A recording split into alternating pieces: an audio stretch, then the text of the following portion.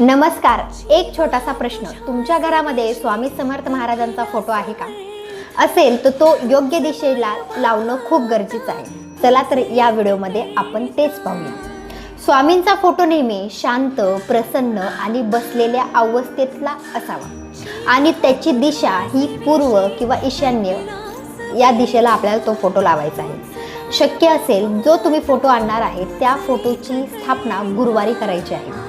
आणि लक्षात घ्या, तो फोटो भिंतीवर टांगण्यापेक्षा तो देवघरामध्ये ठेवू शकता किंवा तुम्ही स्वच्छ लाकडी पाटावर ठेवला तरी चालेल। रोज तुम्हाला दिवा बत्ती करायची आहे। प्रेमाने रोजच्या रोज श्री स्वामी समर्थ या मंत्राचा जप पण करायचा आहे। काही गोष्टी टाळायच्या आहेत। त्याच्यामध्ये पहिलं म्हणजे फोटो दक्षिण किंवा उत्तर दिशेला लावायचा नाहीये।